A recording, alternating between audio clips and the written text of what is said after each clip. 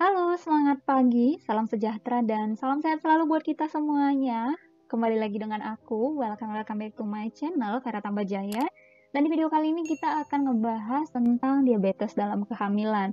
Nah, seperti biasa, aku bakalan ngasih materi dulu, baru kita latihan soal atau ngebahas contoh kasus ya, teman-teman.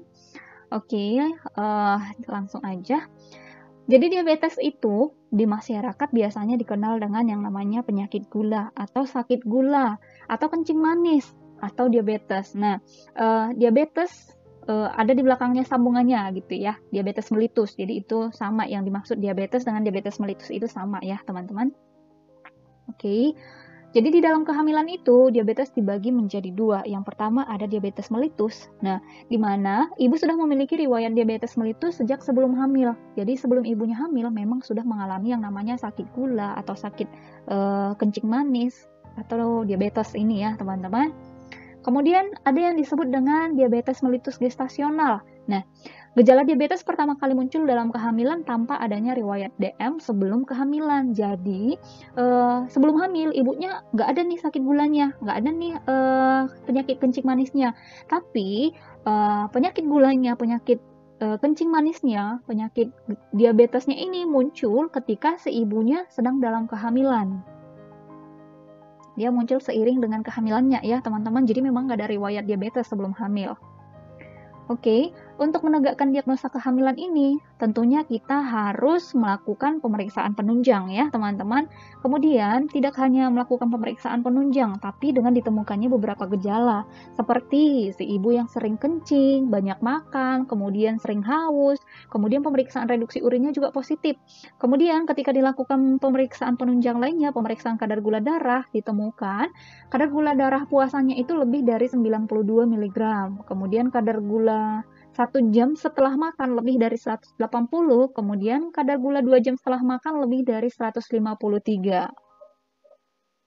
Faktor risiko diabetes gestasional ini adalah obesitas, kemudian riwayat DM atau intoleransi gula di kehamilan sebelumnya, kemudian ada riwayat DM dalam keluarga.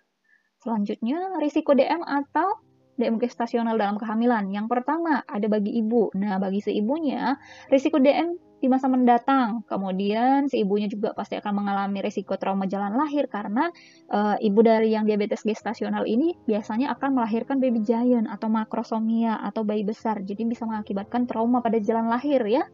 Kemudian bagi si bayinya bisa mengakibatkan risiko DM di masa mendatang juga. Kemudian selain bayinya bisa mengalami DM di masa mendatang, babynya itu juga akan besar, baby giant ya teman-teman. Kemudian hipoglikemi setelah dilahirkan, kok bisa kak jadi hipo gitu ya, hipoglikemi berarti kadar gula darahnya rendah ya teman-teman, kok bisa gitu ya. Nah, ketika si ibu mengalami yang namanya diabetes gestasional, pasti glukosanya tinggi. Jadi plasenta mengatasi glukosa tinggi ini dengan membentuk insulin untuk mengontrol glukosa. Jadi ketika si bayinya lahir, bayi lepas dari ibu, glukosanya pasti turun, drop. Jadi bayinya mengalami yang namanya hipoglikemi setelah dilahirkan. Kemudian untuk penata laksanaannya, ketika ini berada di BPM, kita bakalan langsung rujuk ke dokter SPOG. Nanti bakalan ditangani dokter multifungsional ya. Kemudian ketika ini berada di rumah sakit, nanti ini pasti nggak akan ditangani oleh satu dokter saja, pasti kerjasama dengan beberapa pihak ya.